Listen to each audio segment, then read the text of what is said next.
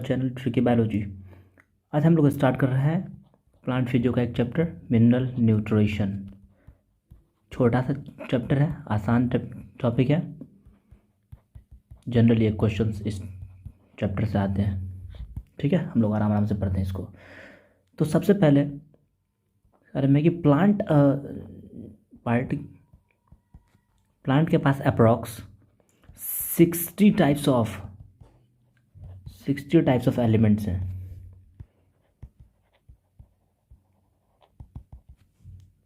इस 60 types of elements में सिर्फ 17 एलिमेंट्स ऐसे हैं जिसको एसेंशियल एलिमेंट बताया गया है। ठीक है, 17 एलिमेंट्स एसेंशियल हैं और 4 और एलिमेंट्स हैं जो कि बेनिफिशियल एलिमेंट्स हैं। ठीक है, उसको भी हम लोग देखेंगे। अब इस 17 एलिमेंट्स को एसेंशियल बताया गया है, उसके लिए कुछ क्राइटेरियाज हैं। तो what is the criteria for essentiality? सबसे पहला ये क्वेश्चन आता है, आपके एनसीईआरटी का ही क्वेश्चन है, what is the criteria for essentiality. तो हम लोग देखेंगे criteria for essentiality. Okay, for essentiality.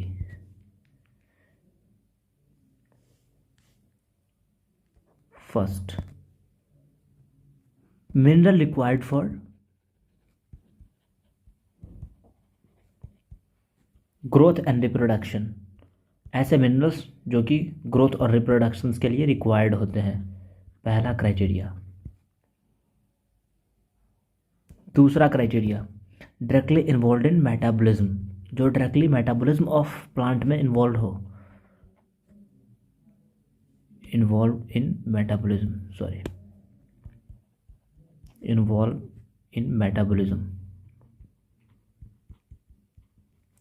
Third criteria है रिक्वायरमेंट इज स्पेसिफिक प्लांट्स, यानी रिक्वायरमेंट स्पेसिफिक होनी चाहिए। इसका मतलब ये होता है कि अगर कोई मिनरल रिक्वायर्ड है तो उसकी जगह पे दूसरे मिनरल से इसकी रिक्वायरमेंट को फुलफिल नहीं कर सकते हैं। Requirement should be specific.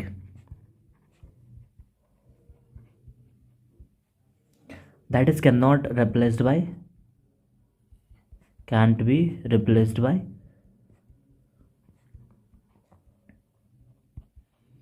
Another element. जैसे एग्जांपल देते हैं कि प्लांट को अगर चाहिए यहाँ पे कैल्शियम, तो कैल्शियम की जगह अगर हम मैग्नीशियम दें तो वो कैल्शियम की रिक्वायरमेंट को फुलफिल ना कर पाए। यानी कैल्शियम चाहिए मतलब चाहिए। तो ऐसी 3 कंडीशंस हैं जो कि एसेंशियलिटी के लिए रिक्वायर्ड है। अब आगे आते हैं मिनरल रिक्वायरमेंट की स्टडी की मेथड्स को जानते हैं। Methods to study mineral requirement.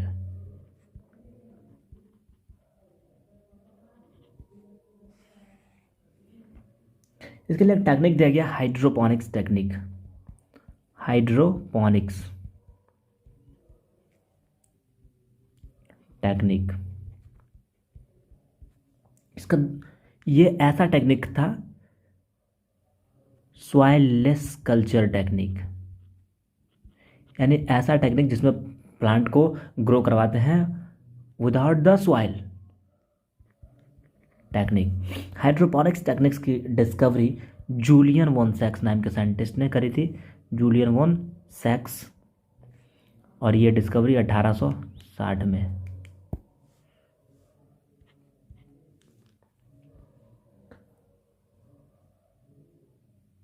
तो इसके लिए क्या किया था जूलियन वॉन सैक्स? तो जूलियन वॉन सैक्स ने एक बीकर लिया, आपके एनसीईआरटी में जो डायग्राम्स दिखाएंगे उसके अकॉर्डिंग, उसमें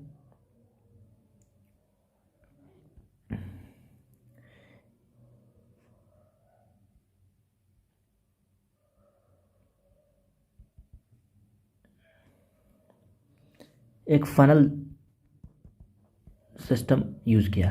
फनल का यूज़ करते हैं हम लोग to supply distilled water and nutrient, यानी ऊपर से फनल के थ्रू हम लोग वाटर को और न्यूट्रिएंट को ऐड कर रहे थे, न्यूट्रिएंट को ऐड करते जा रहे थे, ऐड होते जा रही थी। इधर से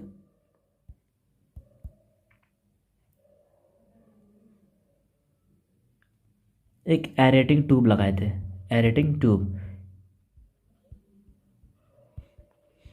से एयर को एरेट करवा रहे थे, एयर की पंपिंग करवा रहे थे, और इसकी वजह से हम मिनरल्स को ऑक्सीजन मिल रही थी। और ये जो प्लांट थी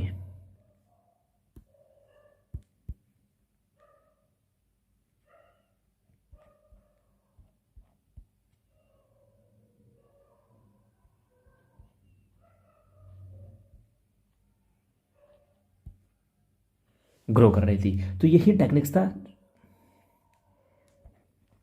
हाइड्रोपोनिक्स टेक्निक।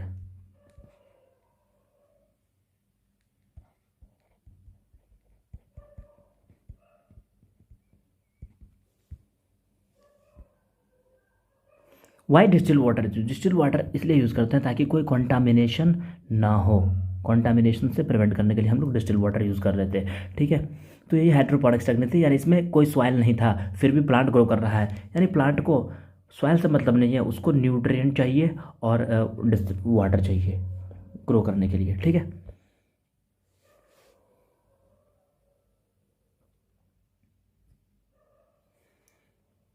एप्लीकेशंस पाते हैं हम लोग।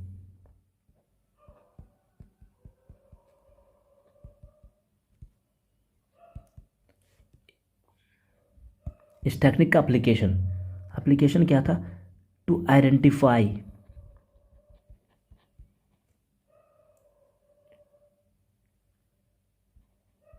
मिनरल रिक्वायरमेंट, कि किस प्लांट को किस तरह के मिनरल्स की रिक्वायरमेंट है। दूसरा, आइडेंटिफिकेशन ऑफ डेफिशिएंसी सिम्टम्स, कि किस तरह के डेफिशिएंसी सिम्टम्स है, identification of deficiency symptoms.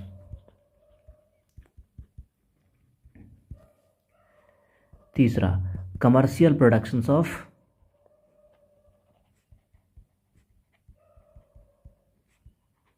vegetables like tomato, cucumber,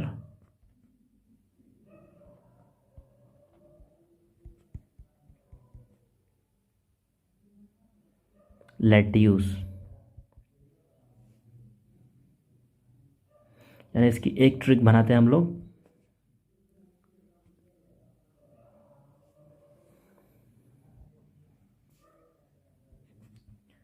late to cuckoo, let to cuckoo, let to cuckoo, let माने लेट्यूस, टोमेटो, कुकू ककम्बर के लिए। ठीक है, बात करते हैं क्लोरोसिस के रिगार्डिंग। हम लोग सिर्फ ट्रिक्स को देखेंगे। ठीक है, क्लोरोसिस, तो क्लोरोसिस मीन्स होता है लॉस ऑफ क्लोरोफिल, जिसकी वजह से लीफ येलो हो जाता है। ठीक है, तो इसके लिए ट्रिक सकते हैं। इसके लिए है कि मन, मैग्नीज, नाइट्रोजन, जिंक, तो ऐसे लिखते हैं हम लोग इसको, मन न जाने मुझ से क्यों मुँह फेरा, मन न जाने मुझसे क्यों मुँह फेरा, इसको बोलते हैं हम लोग क्लोरोसिस। अब आते हैं नेक्रोस, तो मन न जाने मुझसे क्यों मुँह फेरा, क्लोरोसिस। अब आता है नेक्रोसिस, तो नेक्रोसिस के लिए ट्रिक याद करते हैं, मुझे काहे खुश करे, नेक्रोसिस। अब आते हैं inhibition of cell division, inhibition of cell division, इसको लिखते हैं एक लाइन में, मॉक्सन, मोक्सन, मोक्शन होता है ना, जैसे मोक्ष, तो उसी तरह से मोक्शन होता है ना, तो ऐसे लिखते हैं हम लोग इसको, मोक्सन, एक लाइन में, मॉक्सन इनहिबिशन, मॉक्सन इनहिबिशन। और डिले, तो हम लोग याद करते हैं डिले इन फ्लावरिंग, तो delay in flowering molybdenum sulphur और नाइट्रोजन की वजह से होता है। तो जैसे डिले के लिए हम लोग क्या लिख सकते हैं, डिले को ओवरकम करने के लिए हम लोग लिख सकते हैं इसको मोशन, मोशन, ये मोशन, मोशन होता है ना गति, यानी अगर कोई चीज़ में डिले हो रहा है तो हम लोग मोशन में आते हैं, यानी स्पीड बढ़ाएंगे तो डिले ओवरकम होगी। ठीक है, तो डिले के लिए मोशन। और ऐसा ही इनहिबिशन ऑफ सेल डिवीजन या तो मॉक्सन है, यानी सिर्फ इसमें सेम चीज़ है, सिर्फ यहाँ पे पोटेशियम एक्स्ट्रा है। ठीक है, तो ये अपनी ट्रिक्स थी, कभी कभी आया। क्लासीफाई कर रहे हैं, क्लासिफिकेशन ऑफ मिनरल्स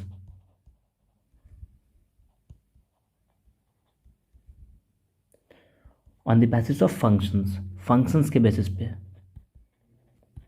किस मिनरल्स की क्या फंक्शंस हैं। फंक्शंस, पहला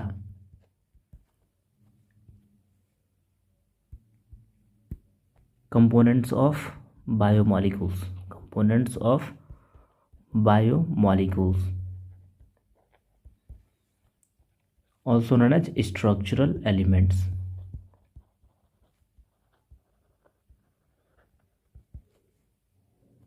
इसके एग्जाम्पल्स हैं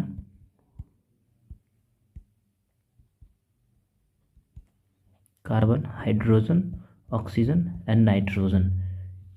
इसको एक लाइन में याद रखें, कॉन, CHON, कॉन। ठीक है, कंपोनेंट्स ऑफ बायोमॉलिक्यूल्स जो कि स्ट्रक्चरल एलिमेंट्स हैं। Second, components of energy rich compounds, यानी ऐसे मिनरल्स जो एनर्जी प्रोवाइड करते हैं, components of energy rich compounds.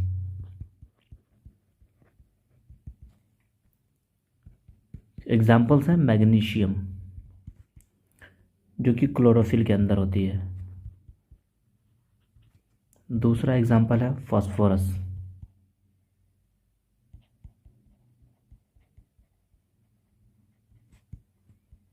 In ATP। Okay, third one पे आते हैं, helps in activation of enzymes, enzymes यानी एज ए को फैक्टर्स काम करते हैं। ठीक है, सारे के सारे को फैक्टर्स। जैसे एग्जांपल्स हैं आपके एनसीईआरटी की ही है, मैग्नीशियम जो कि रोबेस्को,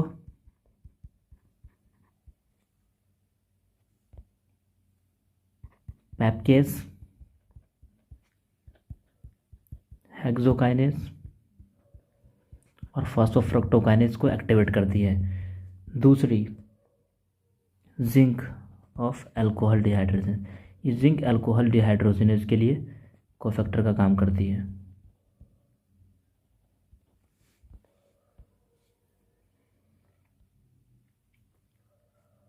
and fourth and last one, alters which alters the osmotic potential। ये तो आप लोगों ने पहले भी पढ़ा है। Potassium helps in opening and closing of stomata, opening and closing of stomata। तो ये क्लासिफिकेशंस थी फंक्शंस के बेसिस पे। लेकिन अब on the basis of required amount, another classification of minerals,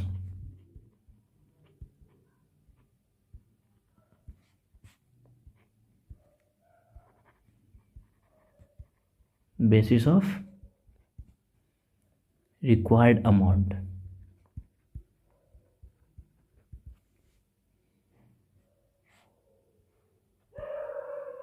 दो क्लास में क्लासिफाई करते हैं, एक होती है मैक्रो न्यूट्रिएंट, दूसरी है माइक्रो न्यूट्रिएंट।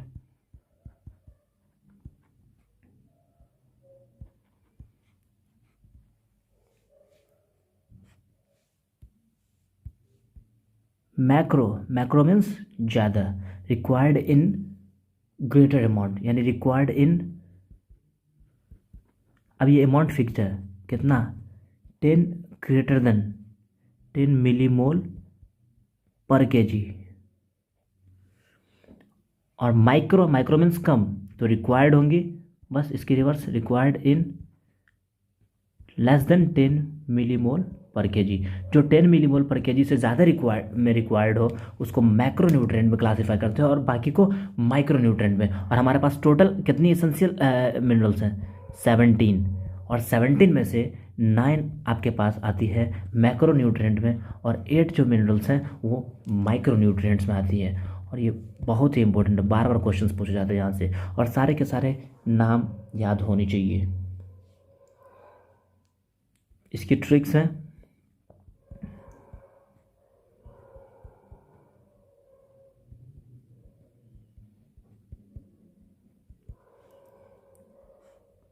कौन एसपी की कार मांगे। ओके, कौन एसपी की कार मांगे। और यहाँ जो 8 हैं जो कि ट्रेस एलिमेंट्स है, माइक्रो न्यूट्रिएंट और ट्रेस एलिमेंट है जो कम में रिक्वायर्ड हो, ट्रेस एलिमेंट ये है आयरन, कॉपर, जिंक,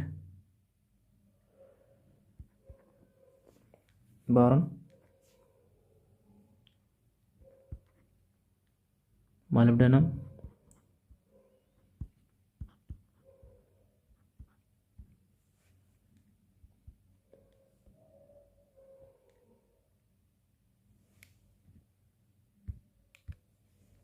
इसके लिए ट्रिक्स हैं। फिर क्यों जनाब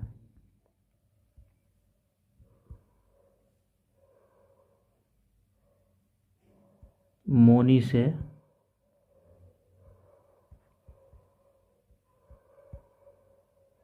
कल मिला, कल मिला। फिर क्यों जनाब मोनी से कल मिला, एम फॉर मिला और क्लोराइड के लिए कल। ठीक है, ये माइक्रो न्यूट्रिएंट्स है। अब कुछ और भी एलिमेंट्स हैं, 4 ऐसे एलिमेंट्स हैं जो बेनिफिशियल एलिमेंट्स हैं। आपकी एनसीईआरटी लिखती है beneficial elements other than essential elements, ये बेनिफिशियल एलिमेंट्स हैं। तो बेनिफिशियल एलिमेंट्स कौन कौन से हैं?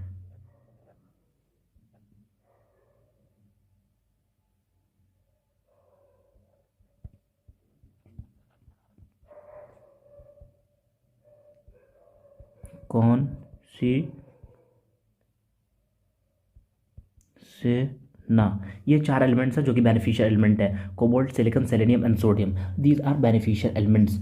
और अब कुछ और एलिमेंट्स होते हैं, कार्बन, हाइड्रोजन, ऑक्सीजन, ये तीनों नॉन मिनरल एलिमेंट कहलाते हैं।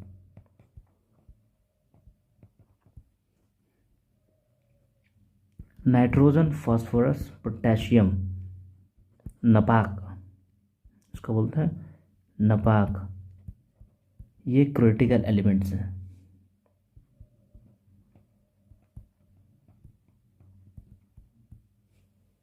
अब एक पॉइंट है, 98% mass of living organism, 98% mass of living organism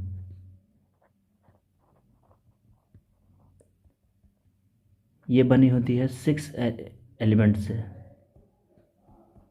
carbon, hydrogen, oxygen, nitrogen, calcium और फास्फोरस। इसको एक लाइन में याद रखते हैं, कौन काप, कौन काप। ठीक है,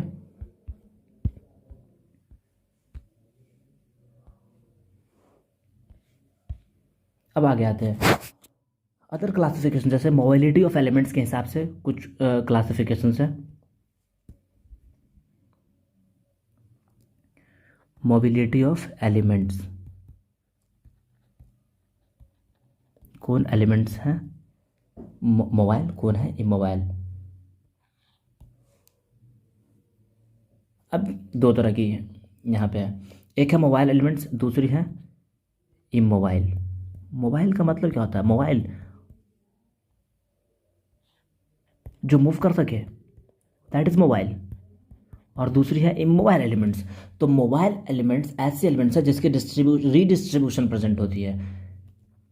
रीडिस्ट्रीब्यूशन यानी ये एक जगह से दूसरी जगह मूव करके जा सकती हैं, यहाँ पे रीडिस्ट्रीब्यूशन अब्सेंट होंगी, डिस्ट्रीब्यूशन अब्सेंट होंगी। दूसरा, तो ये इसकी रीडिस्ट्रीब्यूशन प्रेजेंट है। तो सपोज कोई मिनरल्स हैं प्लांट में, यहाँ पे ये प्लांट है, प्लांट में यहाँ पे कोई मिनरल्स है, सपोज कोई मिनरल्स है M। अब ये मोबाइल है, तो अगर यहाँ पे ये टिश्यू डेथ करने लगेगी तो ये मोबाइल एलिमेंट्स कहाँ, यहाँ से दूसरी जगह मूव करके जा सकती है। तो ये कहाँ से जाएंगी, ये सेनेसेंस, जो मरने वाली पार्ट होंगी वो सेनेसेंस पार्ट होंगी या ओल्ड पार्ट होंगी। ओल्ड पार्ट से माइग्रेट करेंगी न्यू पार्ट की तरफ, ओल्ड पार्ट से माइग्रेट करके न्यू पार्ट में आकर के ये ट्रांसफ़र हो जाएंगी, ओल्ड टू न्यू। यस, ठीक है, क्योंकि इसकी डिस्ट्रीब्यूशन प्रेजेंट है। तो इसके बेसिस पे तो इसकी डेफिशिएंसी कहाँ होंगी, क्योंकि ये सेनेसेंस पार्ट से न्यू पार्ट में चल जाएंगे तो इसकी डेफिशिएंसी ओल्ड पार्ट में होंगी, ओल्ड या सेनेसेंट पार्ट में इसकी डेफिशिएंसी होंगी, लेकिन न्यू पार्ट में इसकी डेफिशिएंसी नहीं होगी। इसके एग्जांपल्स हैं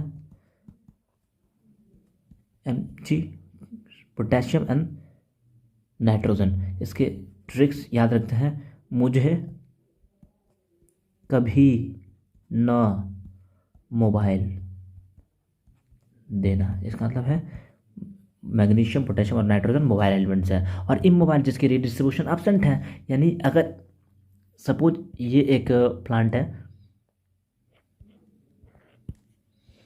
यहाँ पे इमोबाइल एलिमेंट है, तो अगर यहाँ पे सपोज टिश्यू की डेथ होती है, टिश्यू की डेथ होती है, टिश्यू डेथ करता है, तो ये नो माइग्रेशन, क्योंकि ये माइग्रेट नहीं कर पाएगी तो इसकी डेफिशिएंसी कहाँ देखने को मिलेंगी, क्योंकि ये डेथ पार्ट में ही रह जाएंगे, ओल्ड पार्ट में ही रह जाएंगे, तो इसकी डेफिशिएंसी न्यू पार्ट में होंगी, इसकी डेफिशिएंसी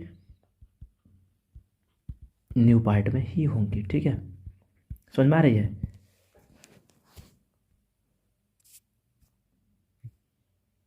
इसके एग्जाम्पल है कैल्शियम एंड सल्फर।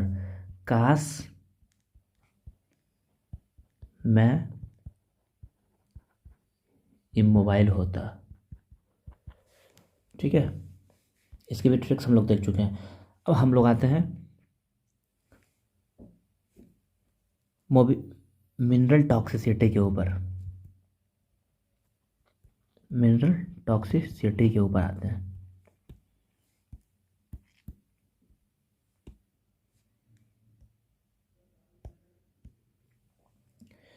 ये मिनरल टॉक्सिसिटी माइक्रोन्यूट्रिएंट्स के द्वारा काउज की जाती है, काउज्ड बाय माइक्रोन्यूट्रिएंट्स। क्योंकि माइक्रोन्यूट्रिएंट है यानी ये कम अमाउंट में रिक्वायर्ड है, एक तो वैसे ही कम अमाउंट में रिक्वायर्ड है, लेकिन अगर उस जितनी अमाउंट में रिक्वायर्ड है उससे भी अगर थोड़ी सी कमी आ जाती है, इसका मतलब है वहाँ पे डेफिशिएंसी आ रही है। लेकिन अगर इससे जितनी रिक्वायर्ड है उससे ज़्यादा अमाउंट में आ जा रही है, इसका मतलब है वो टॉक्सिसिटी काउज करेंगी, क्योंकि किसी भी चीज़ का इति भी अच्छा नहीं होता और अति भी अच्छा नहीं होता। तो मिनरल टॉक्सिसिटी के डेफिनेशंस को पहले पढ़ते हैं। तो any mineral ion concentration in tissues that reduce dry weight of tissue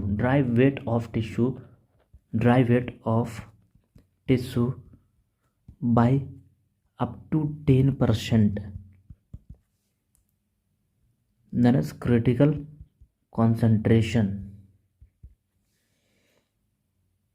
अब अगर कोई टॉक्सिक एलिमेंट्स है तो वो टॉक्सिक एलिमेंट्स क्योंकि वो अपने अमाउंट से ज़्यादा हो जा रही है तो वो दूसरे अमाउंट को वहाँ आने से रोकेंगी। Excess of minerals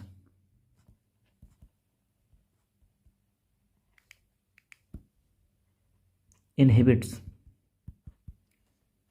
uptake of other elements।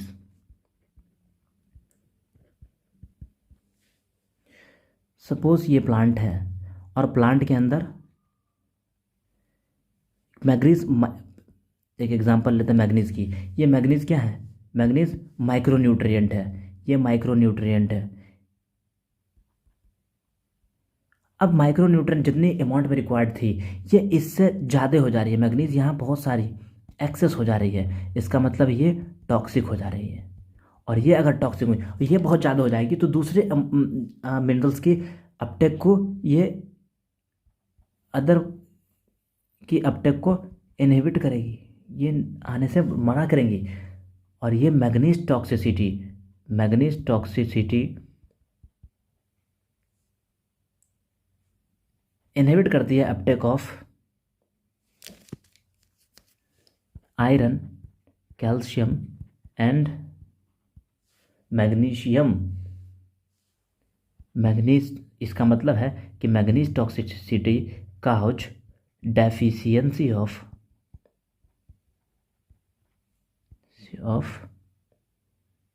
Iron, calcium and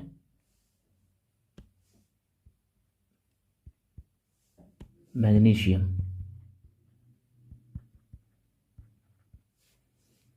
अब इसको याद कैसे करते हैं? तो मन ने मुझे फेंका। अब मन ज़्यादा बाहर चला जाता है तो फेंक ही देता है किसी किसी चीज़ को। तो मन ने मुझे फेंका, एकदम सारी चीज़ें ट्रिक्स पे ही चल रही हैं, हर चीज़ की ट्रिक्स के साथ चल रहे हैं। ठीक है, अब हम लोग चलते हैं नाइट्रोजन मेटाबॉलिज्म पे। आराम आराम से पढ़ रहे हैं, कोई भी दिक्कत हो आप लोग बाद में पूछ सकते हैं। तो नाइट्रोजन मेटाबॉलिज्म, ये नाइट्रोजन मेटाबॉलिज्म लिविंग ऑर्गेनिज्म में इसेंशियल है, essential in living organism. Nitrogen required होती है in greatest amount, required in greatest amount, बहुत ज़्यादा अमाउंट में रिक्वायर्ड होती है। ये nitrogen components of amino acids भी हैं, देख लीजिए अमाइनो एसिड्स की फार्मूला को, वहाँ पे भी नाइट्रोजन्स हैं। कंपोनेंट्स ऑफ अमाइनो एसिड्स,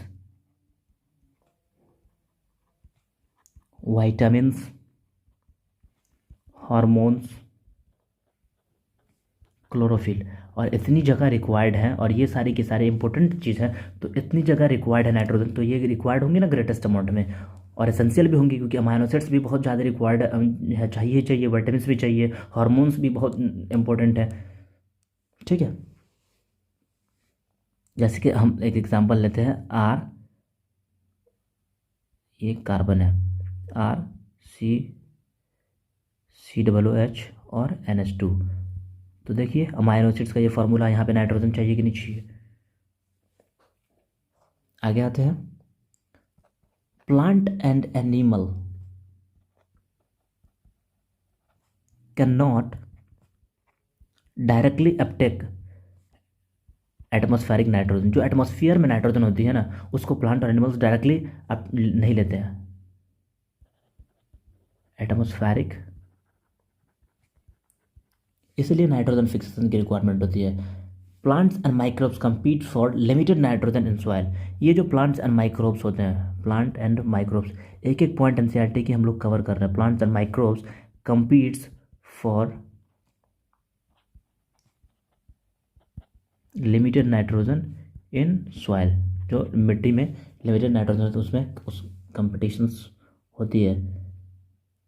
ये nitrogen mainly transported in form of, mainly transported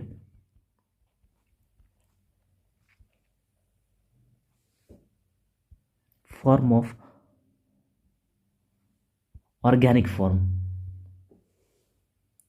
but some inorganic form में भी होती हैं। ठीक है,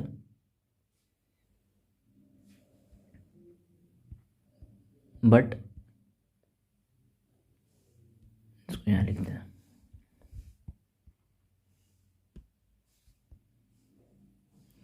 मेनली ऑर्गेनिक फॉर्म में होती है, सम इनऑर्गेनिक फॉर्म में होती है। बट फास्फोरस के साथ रिवर्स कंडीशंस हैं। फास्फोरस जो होती है ना वो मेनली इनऑर्गेनिक फॉर्म में रिक्वायर्ड होती है और सम ऑर्गेनिक फॉर्म में।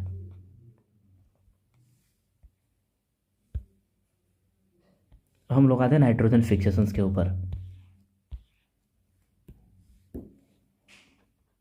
नाइट्रोजन फिक्सेशन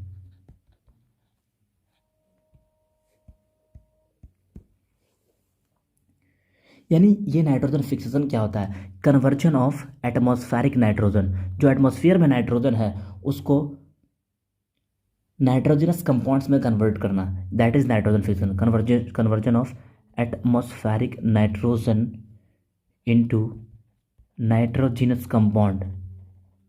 क्योंकि हम लोग बोले पहले भी plant and animal can not directly Uptake atmospheric nitrogen, तो इसको नाइट्रोजनस कंपाउंड्स में कन्वर्ट कर देते हैं और जिसको हम प्लांट और एनिमल्स अपटेक करते हैं।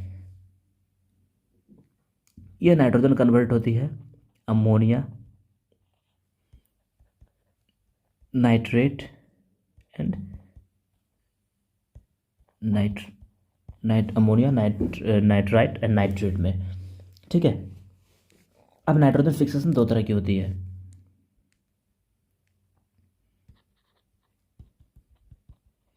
हम लोग काफ़ी डिटेल में पढ़ रहे हैं। Abiological nitrogen fixation,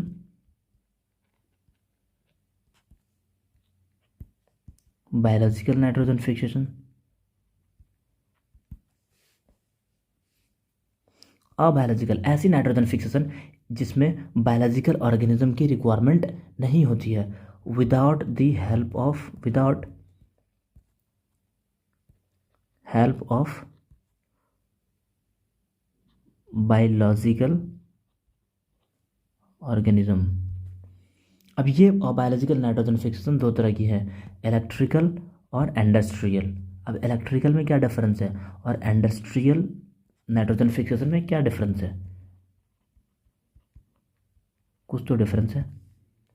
electrical nitrogen fixation में लाइट और यूवी रेडिएशन आती है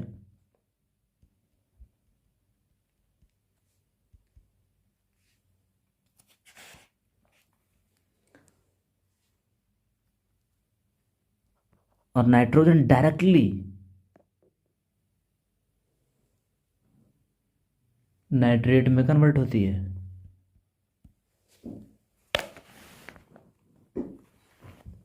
लेकिन इंडस्ट्रियल नाइट्रोजन फिक्सेशन में नाइट्रोजन अमोनिया में कन्वर्ट होती है। और एक होती है बायोलॉजिकल नाइट्रोजन फिक्सेशन, इसमें विद द हेल्प ऑफ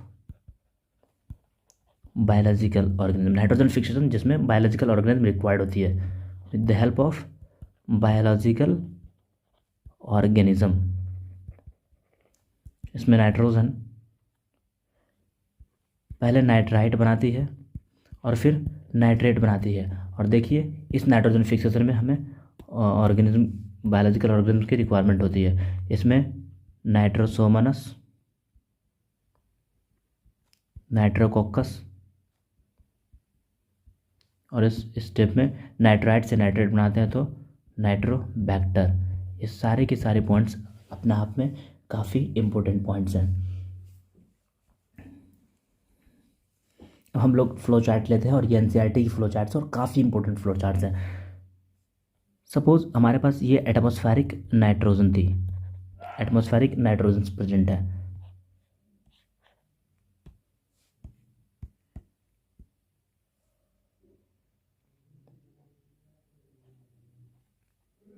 अब नाइट्रोजन फिक्सेशन पहले ही बोल चुके हैं बायोलॉजिकल में और अबायोलॉजिकल है। तो एक बायोलॉजिकल है, दूसरी अबायोलॉजिकल।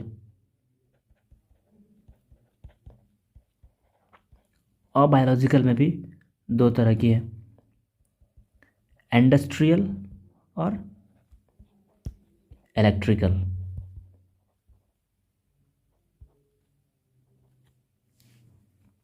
ओके।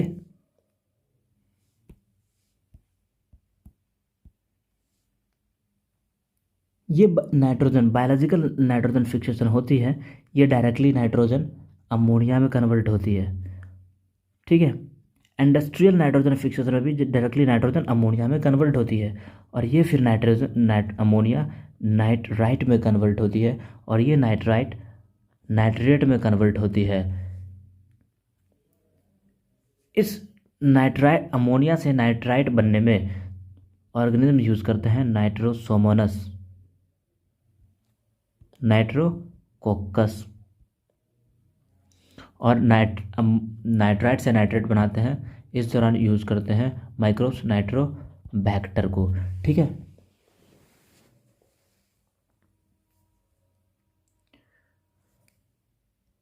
तो हम लोग एक लाइन लिखते हैं अमोनिया के लिए। अमोनिया देखिए, चाहे बायोलॉजिकल हो या इंडस्ट्रियल हो, अमोनिया सबसे पहले बन रही है, तो ये first stable product of nitrogen fixation है। First stable product of nitrogen fixation अगर पूछा जाए तो अमोनिया होंगी, ठीक है।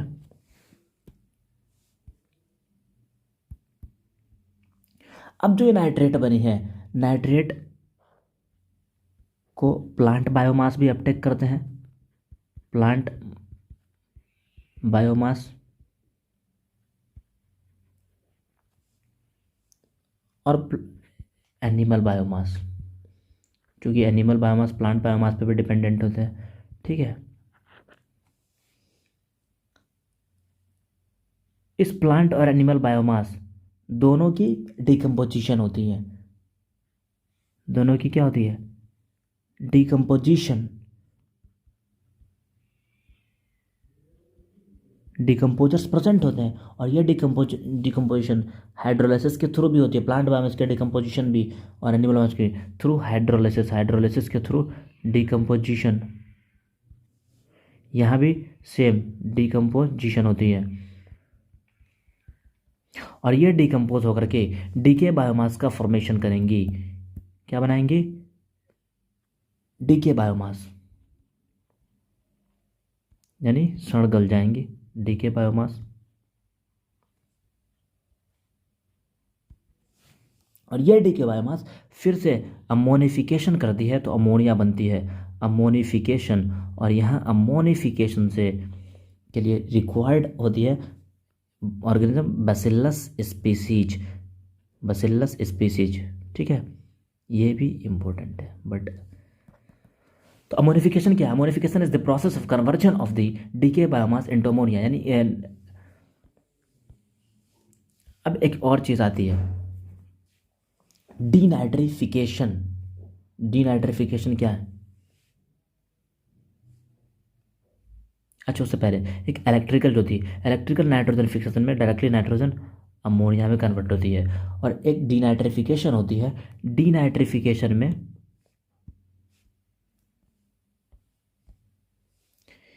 ये नाइट्रेट डायरेक्टली एटमॉस्फेरिक नाइट्रोजन में कन्वर्ट होती है, दिस इज कॉल्ड डीनाइट्रिफिकेशन। और डीनाइट्रिफिकेशन के लिए रिक्वायर्ड ऑर्गेनिज्म है स्यूडोमोनास थायोबैसिलस। इसके ट्रिक्स हैं डीपीटी, डीपीटी, ये डीनाइट्रिफिकेशन की ट्रिक्स है। बायोलॉजिकल नाइट्रोजन फिक्सेशन को हम लोग डाईएज़ोट्रॉफी कहते हैं। बायोलॉजिकल नाइट्रोजन फिक्सेशन को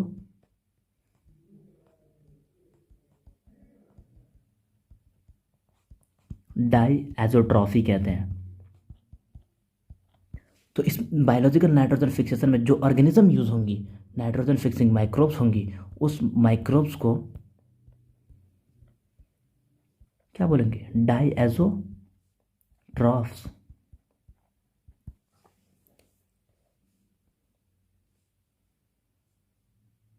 ओके, यहाँ तक कोई दिक्कत। अब ये डाईएज़ोट्रॉफ्स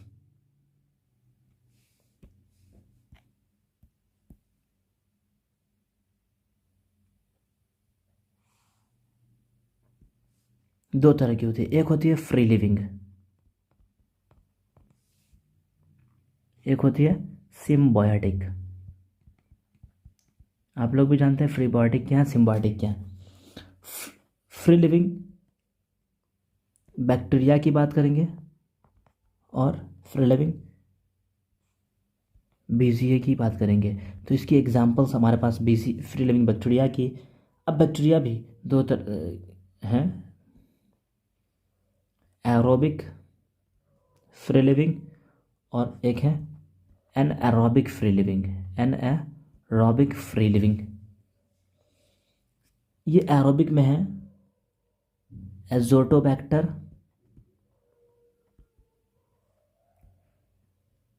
बैसिलस बीजर्निका,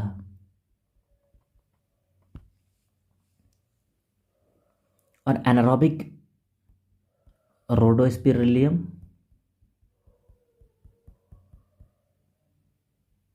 क्लॉस्ट्रीडियम। सारी के ट्रिक्स हैं, एकदम सिंपल वे में हम लोग पढ़ रहे हैं। देखिए इसकी ट्रिक्स है फ्री लिविंग एरोबिक की। अब्बा ये देखिए ये ए अब्बा, और यहाँ पे इसकी ट्रिक्स है कार, CAR, कार एनारोबिक है। और बीजी के एग्जाम्पल हैं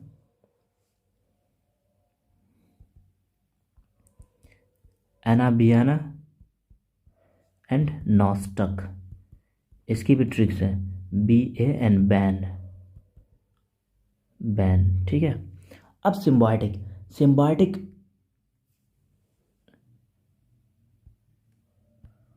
सिम्बायोटिक में एक है राइजोबियम। तो ये rhizobium root nodules of leguminous plant में नाइट्रोजन फिक्सेशन करती हैं। Root nodules of legumes. दूसरी अपने पास है एजोराइजोबियम।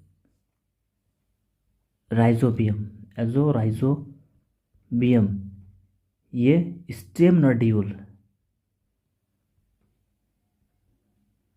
इन सेस्बानिया, एक सेस्बानिया नाम का प्लांट है, उसके स्टेम नोड्यूल में ये नाइट्रोजन फिक्सेशन करती है। और थर्ड आपके पास आती है फ्रैंकिया। इसका एग्जाम्पल है अल्नस और कैजुअराना, अल्नस कैजुअरिना। ये root nodules of non legumes में करती है, root nodule of non leguminous plant में करती है नाइट्रोजन फिक्सेशन। ठीक है। अब इस नाइट्रोजन फिक्सेशन की मैकेनिज्म पे आते हैं हम लोग। Mechanism of biological nitrogen fixation.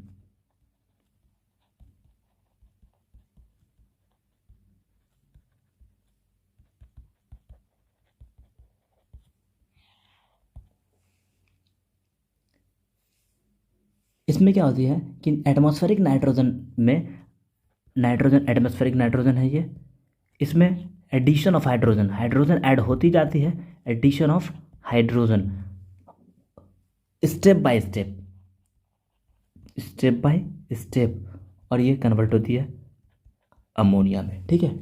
इसके लिए रिक्वायरमेंट किस चीज़ की होती है? रिक्वायरमेंट नाइट्रोजन फिक्सेशन के लिए क्या क्या चीज़ रिक्वायर्ड है? रिक्वायरमेंट सबसे पहले एक एंजाइम्स की रिक्वायरमेंट होती है। एंजाइम्स, अब कौन से एंजाइम्स हैं? वो एंजाइम्स हैं नाइट्रोजिनेज, और ये एक बहुत ही इंपॉर्टेंट एंजाइम है नाइट्रोजन फिक्सेशन का। नाइट्रोजिनेज, जो नाइट्रोजिनेज के बारे में कुछ खास बात प्रेजेंट होती है ओनली इन प्रोकैरियोट्स। ये मॉलिब्डेनम आयरन प्रोटीन है। ठीक है। दूसरी catalyse conversion of nitrogen to ammonia, atmospheric nitrogen को अमोनिया में कन्वर्ट करती है। थर्ड पॉइंट एक्सट्रीमली सेंसिटिव, ये काफ़ी सेंसिटिव होती है, extremely sensitive to oxygen. That is requires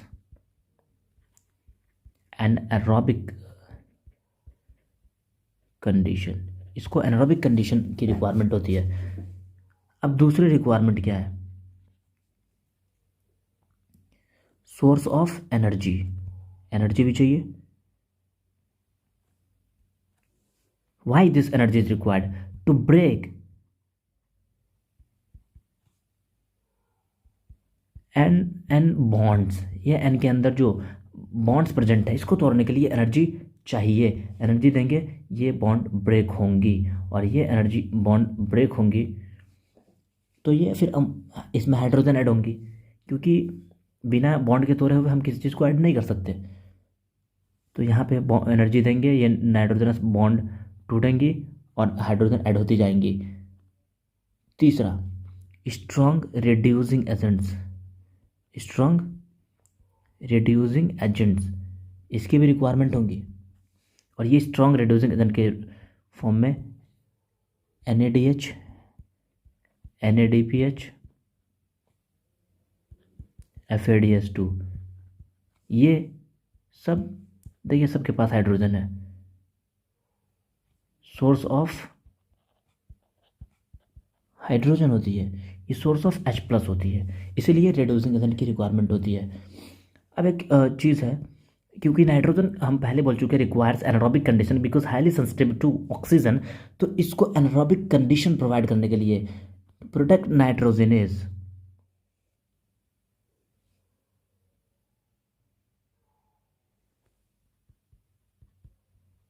to product nitrogenase from oxygen, oxygen से बचाने के लिए root nodules,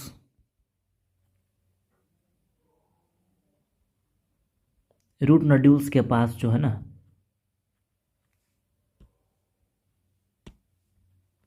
consist lag haemoglobin, ठीक है, लेग्यूमिनस हीमोग्लोबिन, यानी हीमोग्लोबिन लैग हीमोग्लोबिन में कन्वर्ट हो जाती है। ये लैग हीमोग्लोबिन ऑक्सीजन एस्कैवेंजर होती है। जैसे ही कोई ऑक्सीजन आती है ये ऑक्सीजन को अपने पास खा लेती है, स्कैवेंज कर लेती है, ठीक है, पकड़ के रख लेती है। Lag haemoglobin combines with oxygen, combines with oxygen, lag haemoglobin के पास जैसे ऑक्सीजन आती है ये ऑक्सी लैग हीमोग्लोबिन में कन्वर्ट हो जाती है, यानी ऑक्सीजनेटेड लैग्यूमिनस हीमोग्लोबिन बन जाती है, ठीक है।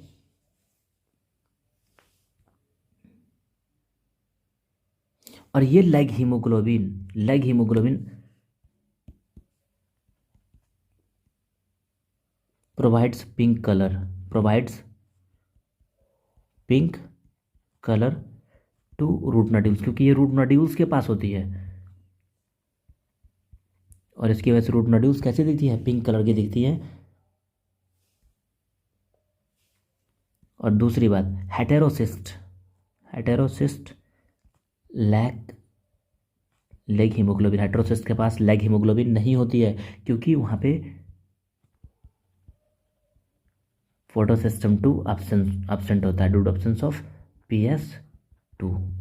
ओके, अब नाइट्रोजन फिक्सेशन के एक इक्वेशन है आपके NCERT की बुक में, N2 + 8 इलेक्ट्रॉन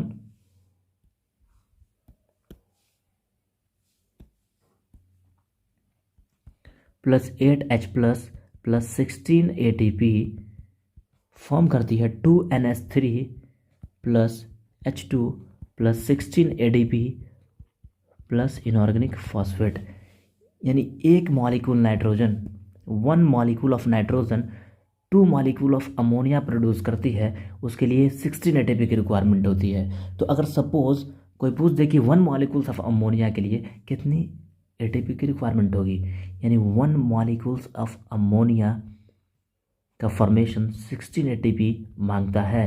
तो सॉरी 2 मॉलिक्यूल्स अमोनिया, तो एक मॉलिक्यूल अमोनिया के फॉर्मेशंस के लिए कितनी ATP की रिक्वायरमेंट होगी। तो इसी तरह से और अमोनिया के लिए पूछे तो मल्टीप्लाई कर देंगे हम लोग।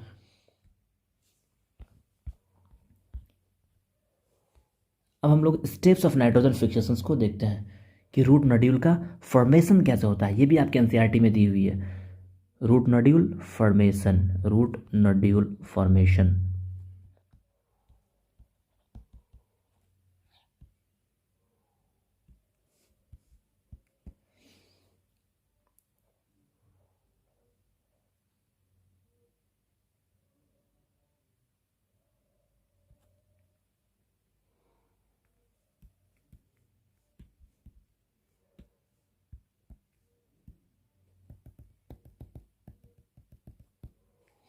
ये क्या है, सॉइल है, और सॉइल है तो सॉइल के अंदर कुछ ये बैक्टीरिया है, ये क्या है, सॉइल है, और सॉइल के अंदर रूट हेयर है, ये रूट हेयर है। ठीक है, अब क्या होता है,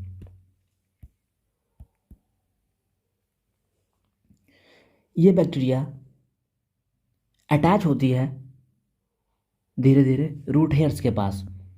रूट हेयर्स के पास ये बैक्टीरिया जाकर के क्या करती है, अटैच करती है, और जैसे ही रूट हेयर से अटैच होती है बैक्टीरिया, ये कर्लिंग कर दी है रूट हेयर्स की, और एक हुक की फॉर्मेशन होती है, हुक लाइक स्ट्रक्चर की फॉर्मेशन कर देती है।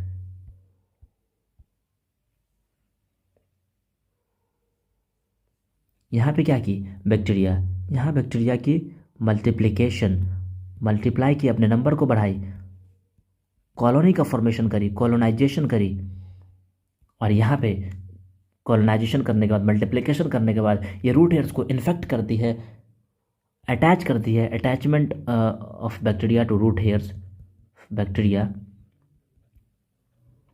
To root hairs cause curling of root hairs. जैसे ही अटैच होती है रूट हेयर्स से, ये बैक्टीरिया अटैच हुई, curling of root hairs, root hair curl कर गई, हुक की फॉर्मेशन होती है, यहाँ पे हुक लाइक स्ट्रक्चर फॉर्म हो रही है, आप भी देख रहे हैं, यही थी ना बैक्टीरिया, बैक्टीरिया इससे अटैच हुई। अब ये क्या करती है,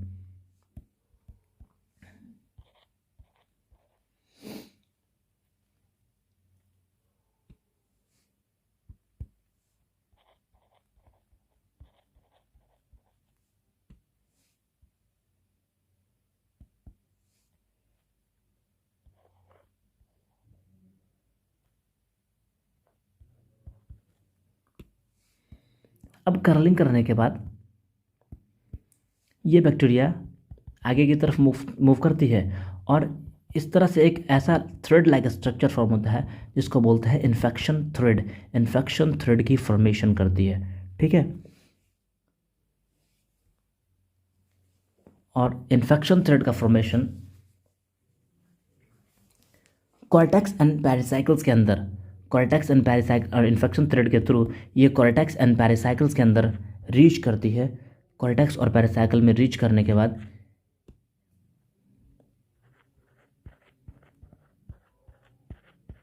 नोड्यूलर स्ट्रक्चर की फॉर्मेशन करी, इसी को बोलते हैं रूट नोड्यूल्स। हुई क्या कि ये इन्फेक्शन थ्रेड के थ्रू बैक्टीरिया कॉर्टेक्स और पेरिसाइकल में पहुंची, कॉर्टेक्स एंड पेरिसाइकल, वहाँ डिवीजन स्टार्ट की।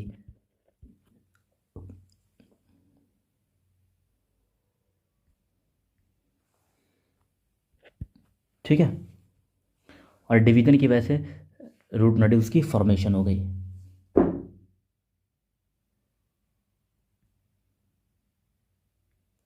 अब हम लोग फेट ऑफ अमोनिया की थोड़ी बात करते हैं। ये थी nitrogen fixation, fate of ammonia.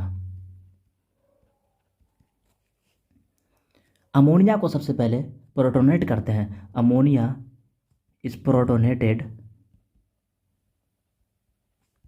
To form NH4+ ions. Ammonia को अमोनियम आयंस में प्रोटोनेट करते हैं क्योंकि अमोनिया टॉक्सिक होती है। ठीक है, they are used in amino acid biosynthesis. ठीक है, अब कैसे करते हैं, दो तरीके से होती है। एक होती है रिडक्टिव अमाइनेशन, एक होती है ट्रांस अमाइनेशन। एक है आपके पास रिडक्टिव अमाइनेशन, रिडक्टिव अमाइनेशन।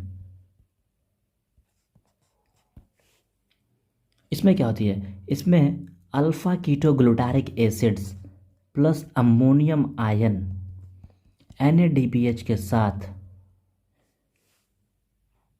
यहाँ पे एंजाइम यूज़ करते हैं ग्लूटामेट डिहाइड्रोजिनेज। ठीक है, ये प्रोड्यूस करती है ग्लूटामिक एसिड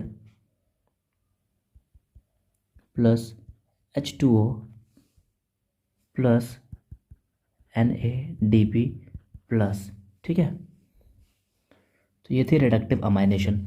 दूसरी अपने पास होती है ट्रांस अमाइनेशन,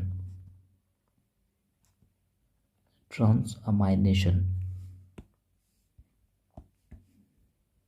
ट्रांस अमाइनेशन मतलब transfer of amino group from amino acid to keto acid.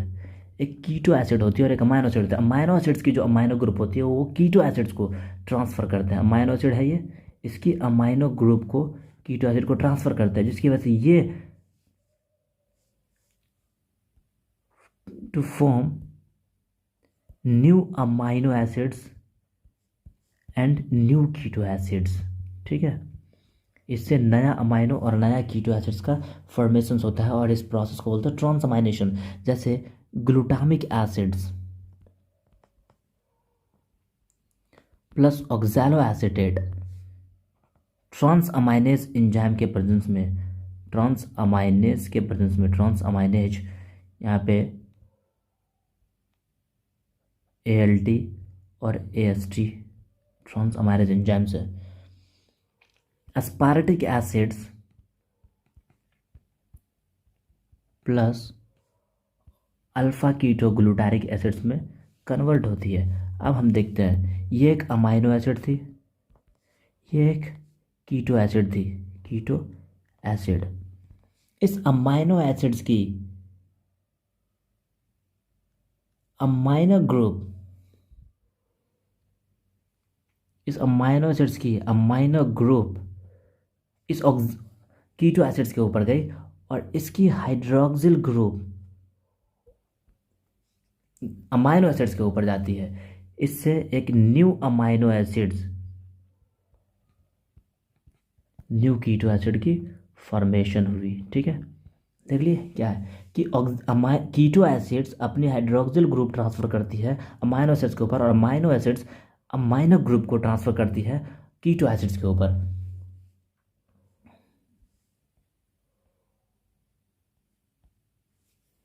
अब आगे आते हैं transport of assimilated nitrogen.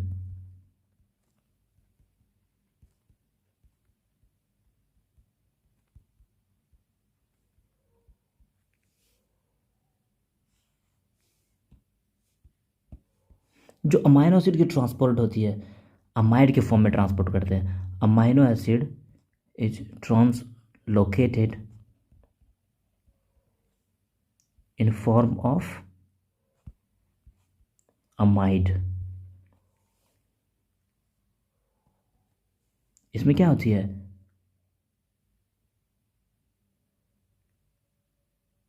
NH2 group replaced by OH। ठीक है, NH2 group is replaced by OH group।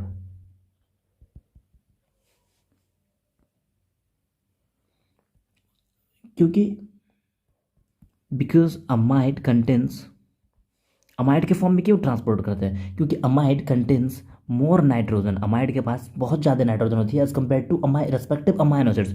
Amide contains more nitrogen, और जितनी ज़्यादा नाइट्रोजन, क्योंकि हमको नाइट्रोजन की बहुत ज़्यादा रिक्वायरमेंट होती है, nitrogen is required in greatest amount, ये पहले भी पढ़ चुके हैं। तो amide contains more nitrogen than amino acids और अमाइड मोर स्टेबल होती है।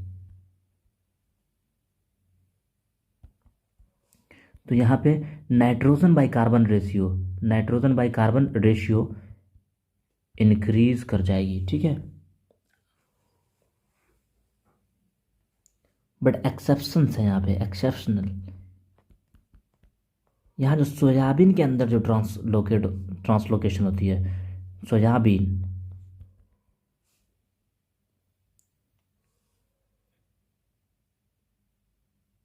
यहाँ जो अमाइनो एसिड ट्रांसपोर्ट होती है इन form of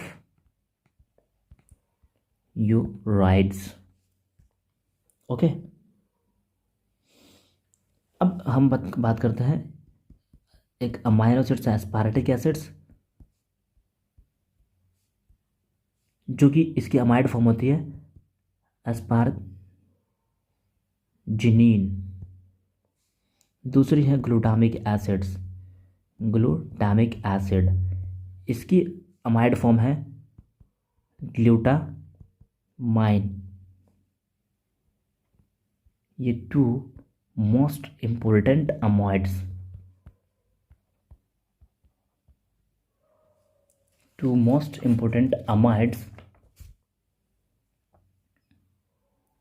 found in plants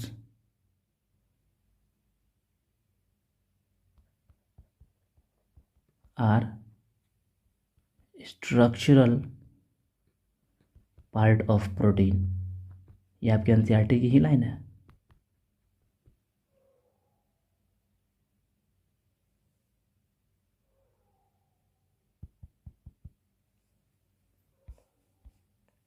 okay, तो हम इस चैप्टर को पूरी तरह से फिनिश कर चुके हैं। अब अगर कुछ आपको लगे कि कुछ चीज़ छूट गई है या फिर कहीं कोई प्रॉब्लम आ रही हो, तो आप हमें बता सकते हैं। हम ट्राई करेंगे कि कुछ अच्छा करें, और अगर कोई मिस्टेक हो तो आप हमें बता दें, उसको भी हम सुधारने की कोशिश करेंगे। ठीक है, थैंक यू।